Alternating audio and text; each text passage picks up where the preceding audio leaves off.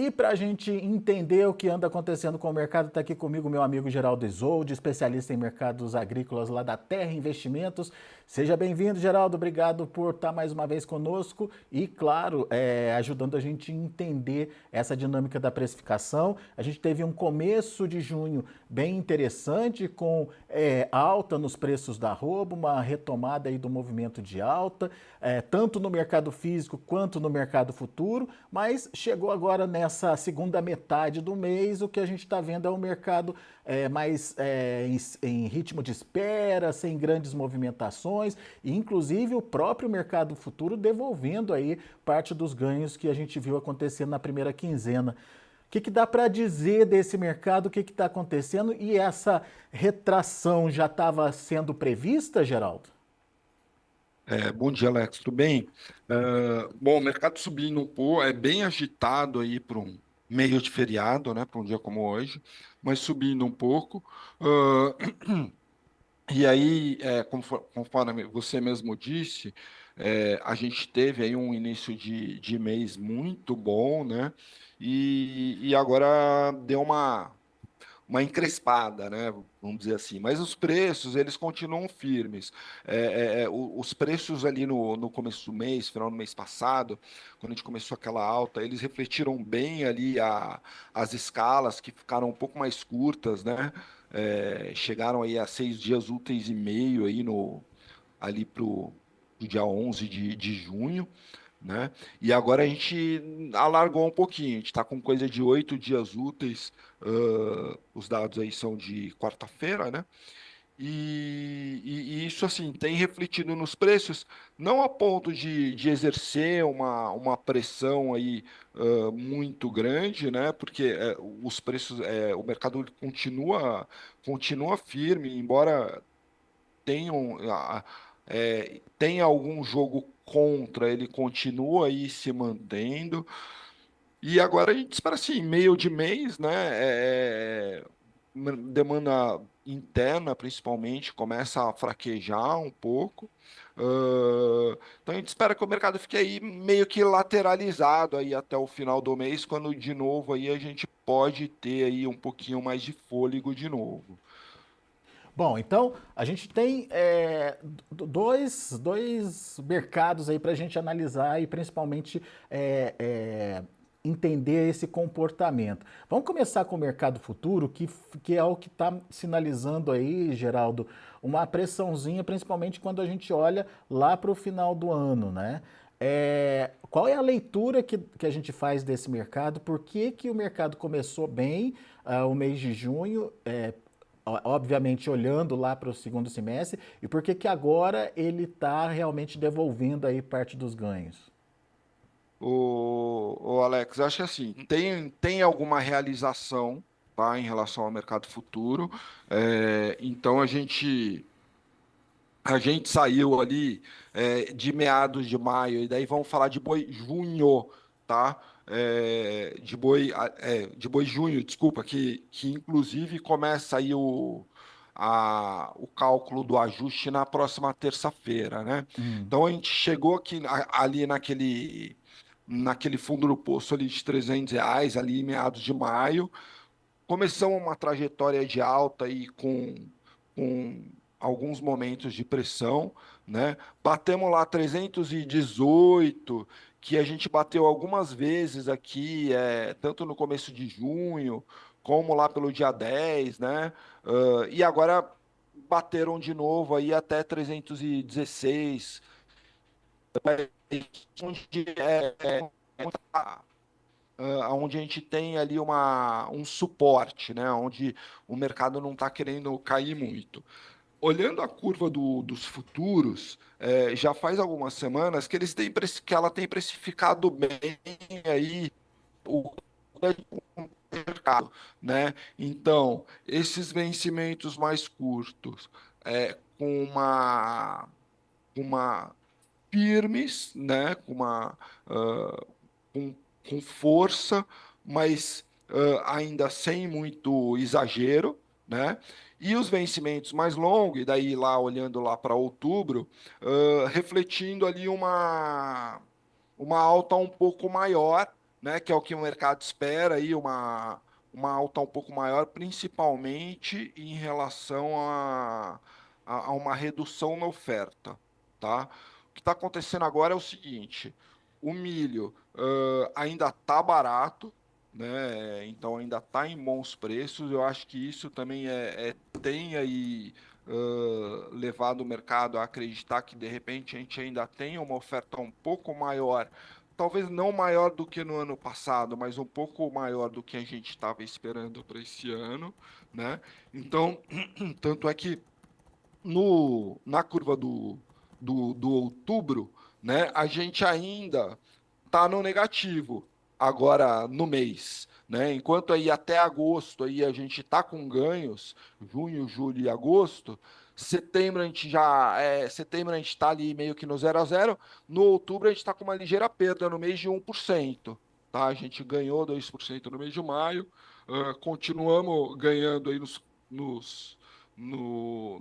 vencimentos mais curtos agora em junho, mas o outubro está um pouco mais fraco, Traduz né? isso Então em eu acho que valores para gente, Geraldo, só para ficar mais claro. 336,65 é o 340 saiu outubro, tá?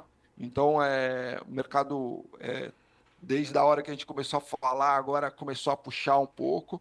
Então, R$ 340 o outubro, que já está dando um ganho de 15 centavos por mês, tá? Mas é um ganho menor do que, por exemplo, o vencimento de junho, que está saindo a 316,60 agora.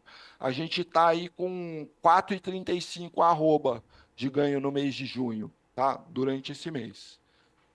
Boa. Então, os ganhos dos vencimentos mais curtos, você pode ver que eles estão maiores do que os ganhos aqui nos vencimentos mais longos. O que reflete um ajuste do mercado em relação a um cenário de mais oferta de animais mais lá adiante, Isso, incentivado pelo isso. custo do milho, no caso aí, certo? Eu acho que no milho principalmente, né? Agora, no cenário de demanda, Alex, principalmente exportação, né, que é o que tem te segurado muito aí nos últimos anos, continua muito boa, tá? A gente teve aí uma primeira semana aí de junho de 64 mil toneladas, é um número muito bom. Ah, na segunda semana foi um número não tão bom, mas assim, em relação à primeira semana, mas no geral é um número muito bom também, que foi 53 mil toneladas.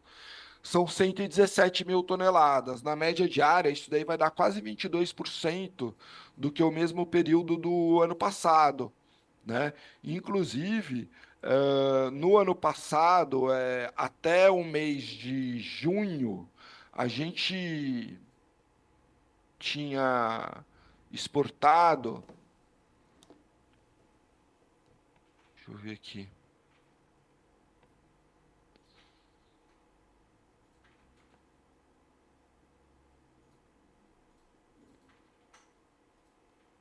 de janeiro a junho, a gente exportou coisa de.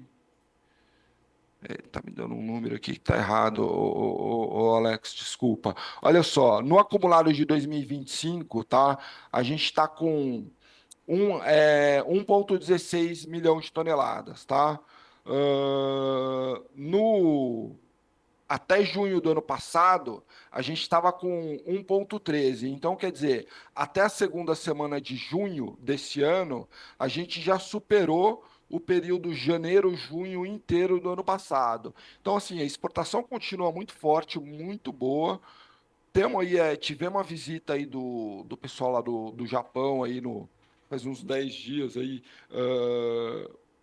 o que reforça aí o otimismo em relação a uma eventual abertura do mercado japonês. Isso seria muito bom. Eu acho que a gente está esperando isso há muito tempo, não só em relação ao Japão, mas em relação à entrada de um outro bom comprador internacional, né? A gente sempre bate nisso aqui no programa. A gente depende muito de China, né? Então, Japão seria aí um outro bom comprador aí para a gente ter na carteira.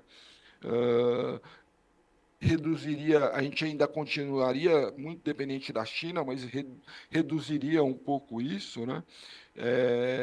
E do lado da e do lado da demanda doméstica, o que a gente tem aí é a carne no atacado ainda num preço bem alto, né? Pelo que eu estou vendo aqui, aqui para o Sudeste, 21,50. Para você ter uma ideia, quando a gente teve aquela puxada boa ali no final do ano passado, ela chegou a 23, né? Só que agora, como a carne de frango está muito baixa, eu não sei o quanto que a gente consegue segurar esse preço nesses níveis, né? Tivemos uma notícia boa aí que foi esse fim do vazio aí na carne de frango, o que não necessariamente implica na volta imediata às exportações, quer dizer, é um passo mais perto, mas não necessariamente a gente pode dizer que a China vai voltar a comprar semana que vem, né? A gente não tem isso, mas assim, dá um pouco mais de otimismo, né? Então, em relação à carne de frango. E aí, esses preços subindo novamente, a gente de repente tem um pouco mais de alívio em relação à demanda interna. A sua preocupação está na manutenção dos atuais patamares do preço da carne, então, se ela vai conseguir se manter ou não, nesse momento, muito em função da falta de competitividade, Geraldo, dá para dizer isso? Exato, exato. A gente tem uma queda aqui no preço do frango congelado no mês de 8,7%, dados da CPEA, tá? No frango resfriado, 9,6%, só nesse mês. No mês passado, se eu não me engano, foi coisa de 5%, né? Tudo isso em razão, obviamente, aí desse problema da gripe aviária. Agora, as coisas entrando no lugar, eu acredito que a gripe aviária ela vai continuar fazendo parte do nosso dia a dia a partir de agora, né? Mas assim, quando eu digo as coisas entrando no lugar, a cadeia continuando a demonstrar esse cuidado, esse controle que eles estão mostrando até agora, as coisas vão voltar a um quadro de normalidade, né?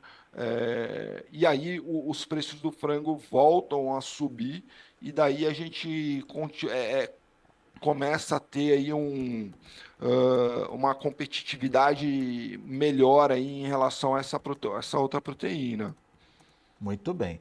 Então, resumindo, nesse momento a gente tem que monitorar como vai ser a oferta para o segundo semestre, se de fato a redução no custo de produção vai estimular, por conta da queda do preço do milho, obviamente, vai estimular uma maior oferta para o segundo semestre de animais, oferta de animais de confinamento e olhar e monitorar também a manutenção dos atuais patamares de preços da carne bovina no atacado, que é um nível de preço que justifica os frigoríficos a poderem pagar mais aí pela arroba do boi gordo. Então, são dois pontos para a gente prestar bem atenção e são pontos que podem movimentar com os preços da arroba daqui para frente. Mas, de uma forma geral, né, Geraldo, dá para a gente entender que o cenário ainda é positivo.